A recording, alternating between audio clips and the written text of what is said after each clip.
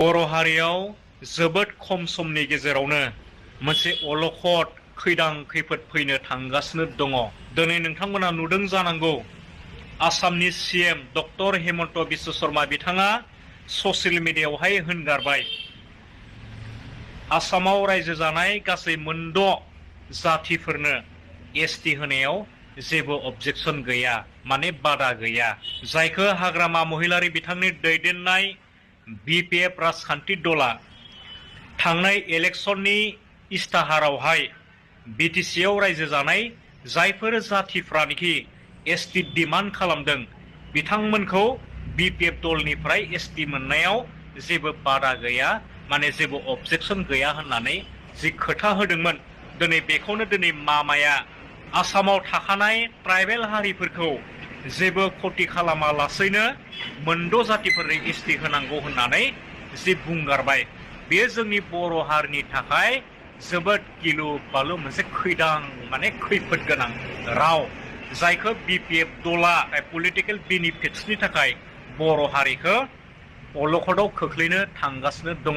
दा बेनि सायाव दुलाराय रायजो राजाफ्रा एक्सन लानांगोन। बिजिरनायनि सम जानानै फैबाय जि बिपिएफ दला थारैनो बर' हारिखौ बबे हाखराव खोख्लैनो सानखो, आरो बेराफारसेथिंजाय जायफ्रानोखि बर' हारिनि टप मोस्ट इन्टेलेक्चुयेल होननानै बुंनानै लायो दावराव देख्रेब सार बिथांमोन, अमर सिंह ब्रह्म सार बिथांमोननि टीमा बेनि सायाव बेबस्था लानायखौ जों दुलाराय रायजो राजाफ्रा नोजोर होनांगौ दं होननानै आं सानो। प्रमद बर' सारा सुइजारलेण्डखौ खालामनो थांमारदोंमोन। बिटिसि अफिसा प्रमद बर'नि नङा, सोरबा हाग्रामानि नङा। किन्तु प्रमदा बिटिसि अफिसखौ बेफोरबायदि खालामदों आलासि फैबा आलासिखौ जिरायहोनो थाखाय।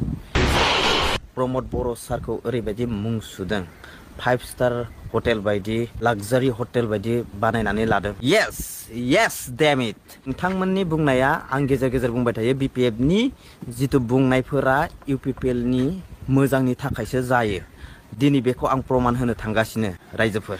5 स्टार हटेल बायदि खालामनो हादों माने 5 स्टारा जोंनिया गुवाहाटि टाउनाव गंफा गंनैसोल' दङ, गुबुन हादोराव ज्राव ज्राव दङ। बे हिसाबै प्रमद बर' सारा सुइजारलेण्डखौ खालामनो थांमारदोंमोन, नङा होमबा? सुइजारलेण्ड आउट काउन्ट्रिफोरावसो 5 स्टारा दङ।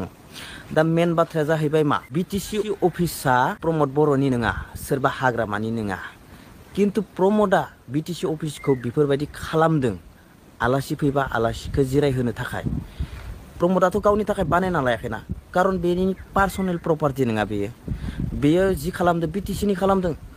प्रमद सारा बेयावनो उदाहरन होनो हायो, प्रमद सारा बिटिसिखौ गावनि आंगो साननानै बेफोर खामानिखौ मावदों।